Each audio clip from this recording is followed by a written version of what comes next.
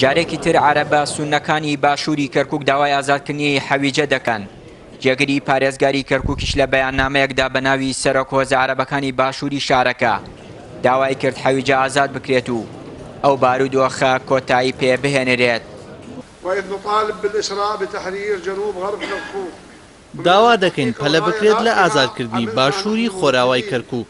ئەمڕۆ نوێنەری پێگاتەکانی کەرکووک و دەوروبەری لەگەڵ نوێنەرانی حکوومەت کۆبوونەتەوە بۆ دووبارەکردنەوەی داواکانمان سەبارەت بە کۆنتڕۆڵکردنەوەی حەویجە و ئەو ناوچانەی تاسا ڕزگار نەکراون. لە کۆنگرەی هۆزە عەرەبەکانی باشووری کەرکووک کە ئەمڕۆ لە شارەکە بەڕێوەچوو، سەرۆکی هۆزی ئەلبوحەمدان دەڵێت ماوەی 2 ساڵە داوا دەکەین حەویجە ئازاد بکرێت، بەڵام گوێمان لێ ناگیرێت.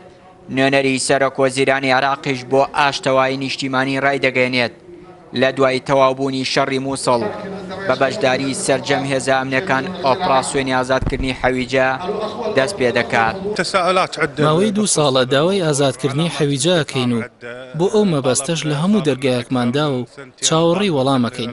ڕەوشی حەویجە زۆر نالەبارە، ناکرێت لەوە زیاتر چاوەڕێ بکەین.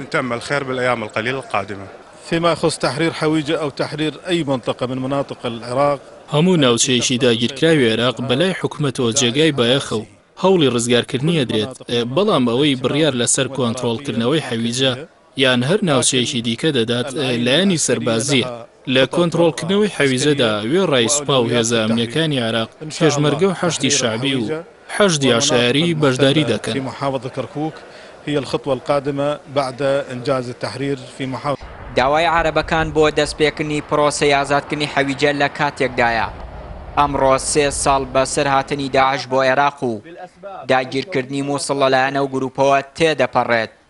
لە کاتی هاتنی داعشیش بەشێک لە عەرەبە سوننەکانی باشووری کەرکووک پشتیوانی خۆیان بۆ ئەو گروپە دەربڕی، ئەوانەی ڕەتیان کردەوە پاڵپشتی ئەو هێزە بکەن یان دەستگیر کران یان ئاوارەی کەرکووک بوون لە ژێردەسەڵاتی داعش هەڵاتن بۆ ناوچە ئارامەکانی ژێردەسەڵاتی پێشمەرگە. چیانووری کەناڵی ئاسمانی پەیام، کەرکووک.